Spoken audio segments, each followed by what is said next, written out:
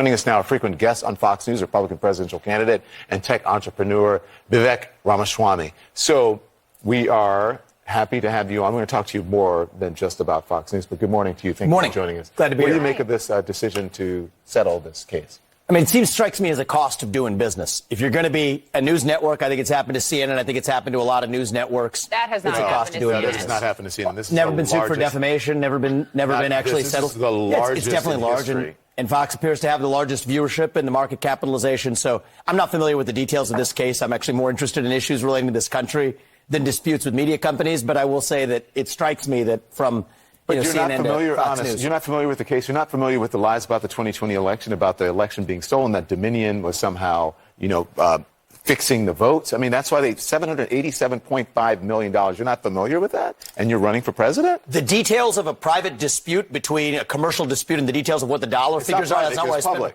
That's really not where I spend my time. But what I will say is, look, there's defamation cases. People settle businesses. If you settle business disputes, Fox settled this one. It's actually not, I think, the pressing issue for the nation of what Fox News' settlement is. I disagree with that because as you just admitted, you said Fox is the largest viewership, one of the largest viewerships among television networks, and especially cable networks, considering the eyes, the American people who are tuning in to Fox News to get their information and to get it accurately. I'm surprised that you would say that you're not concerned about this, and this is not something that is hugely pressing for the American people. Here's the way I look at it. Freedom of the press is the First Amendment in the Constitution. Oh, exactly. You nailed it. The freedom of the press. So we have CNN, we have Fox. I'm here with you guys. I go on Fox News. I think that's great that we have a marketplace of ideas in this country. What I worry more about, Don, is the trend that we see in this country to controlling what different parties are actually able to say.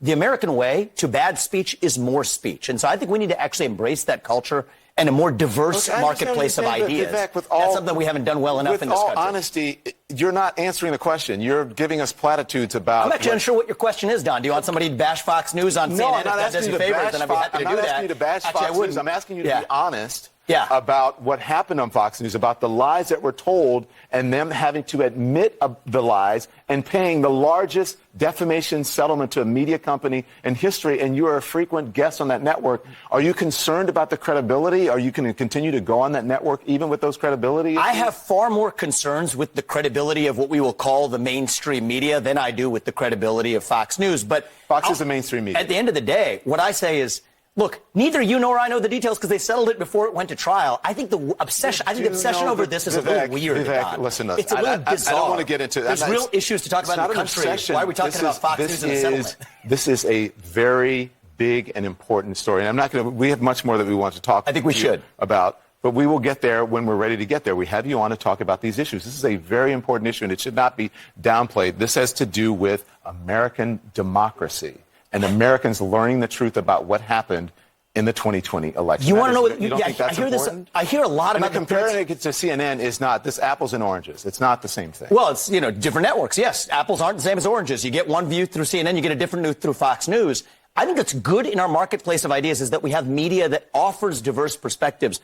And you want to talk about threats to our democracy? One of the threats, and that phrase is an interesting one, threats to our democracy. I think one of the biggest ones is the chilling effect on speech in our country more broadly, where if somebody says something that a broad segment of the population or certain people in the government disagree with, there's an increasing trend in our country to silence that. And the answer to bad speech and alleged misinformation is not less speech. It is more speech in the marketplace of ideas. That's actually what a free press really means. We're going to move on, but your answer was good, but it's not about what's actually happened. It's not relevant to what's happening. I think the answer to what happened at Fox News is to tell the truth. Media companies are tasked with telling the truth.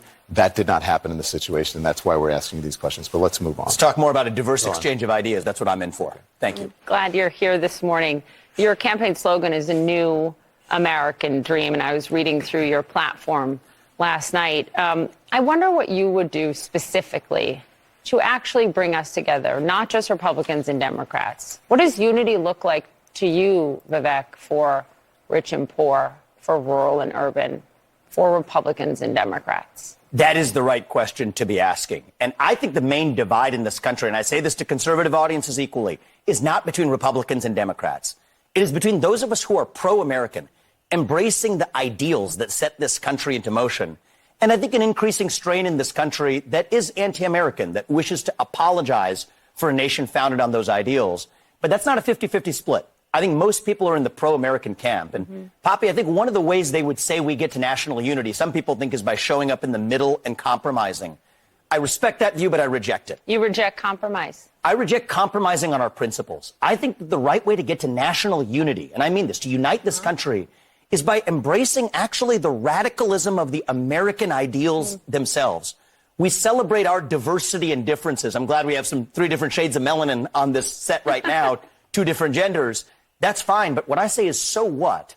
That diversity is meaningless unless there's something greater that binds us together, that unites us across that diversity.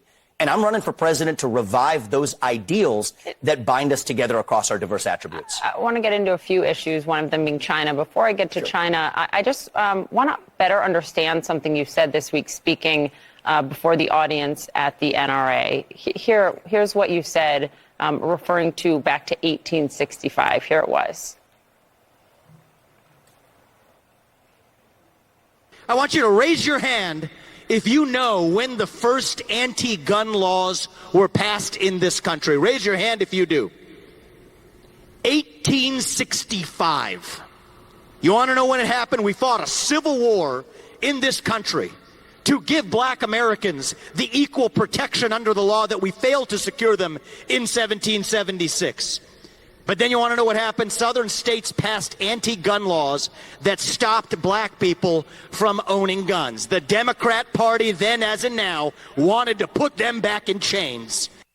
Then as in now, that's quite an accusation about the current Democratic Party. Who and what were you referring to? I was referring to Joe Biden and his expression of wanting to put them back in chains, dating back to Lyndon Johnson.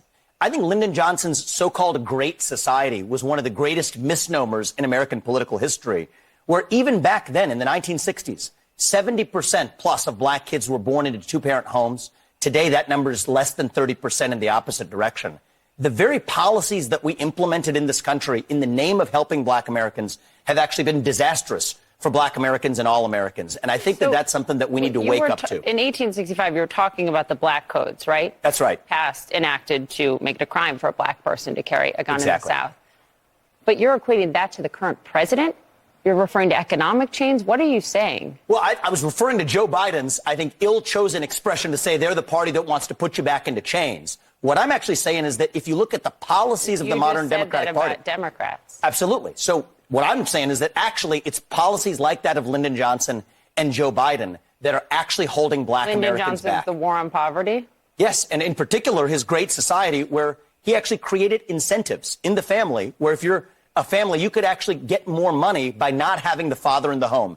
Guess what you get? You get what you pay for. And I think it's been really bad for the black community. I think it's really bad for all Americans. Do you have anything on this before I move on to China? I don't see what one has to do with the other, but go on. I took up a lot of time with Fox. Oh, it's fine. We have time. I don't really see what one has to do with the other, especially consider and using the Civil War to talk about black Americans. That war was not fought for black people to have guns. That's not. That war was fought for black people to have freedoms in this country. Yeah. Actually, that's why the Civil War was fought. Okay. And the sad part about it. That wasn't fought for black people to have guns. I think. Actually, you know, funny fact is, black people did not get to enjoy the other freedoms until their Second Amendment rights were secured. And I think that that's one of the lessons that we learned. Black people still aren't allowed to enjoy the freedoms. I disagree with you on that, Don. I disagree with you. I think you're doing a disservice to our country by failing to recognize the fact that we have equality before the law. When you are in black skin and you live in this country, then you can disagree with me. But we're not. You mentioned in here that we have 3 different shades of melanin. Don, I think we have to be able to talk about these issues in the open, regardless of the color of our skin. Black Americans today, to say that, compare that to 1865 and 1964, I think for you to compare it to 1865 and 1964 is actually, I think it's insulting to black people. It's insulting to me as an African American. I don't want to sit there and argue with you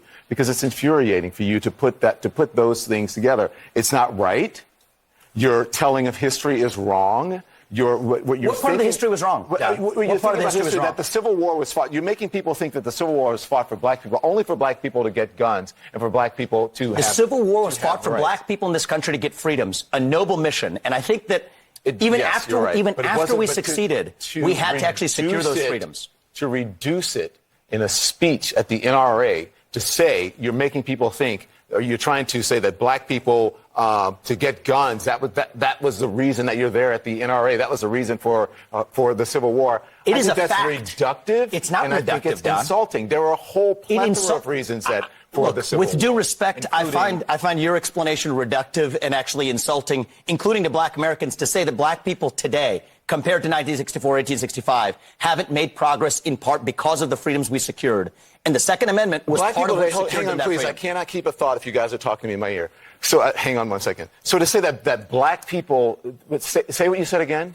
Black people secured their freedoms after the Civil War. It is a historical fact, Don. Just study it. Only after their Second Amendment rights were secured. They That's were a not fact. secured their freedoms after the Civil War. That is not. You are discounting Reconstruction. You're discounting a whole host of things that happened after the Civil War when it comes to African Americans, including the whole reason that the Civil Rights Movement happened is because black people did not secure their freedoms after the Civil War, and that things turned around. People tried to change the freedoms that were supposed to happen. And you know how they after got the it? Civil War They got their and Second Amendment Reconstruction. rights, and they actually got the NRA played a big role in that. But today, Don, the NRA did not play a big role absolutely, in they that. trained black Americans how to use firearms. That's a lie. That's not. The NRA did not play a big role in that. This is just historical fact. It's but Don, not historical fact. The part that I just find because you say it's historical the fact, part that I it's not find historical insulting fact. is when you say today black Americans don't have those rights after we have gone through civil rights revolution in this country. You are sitting here telling an African American about the rights and what you find insulting about the way I live, the skin I live in every day. Here's where you and I have a different freedoms point that of view. black and white that black people don't have in this country,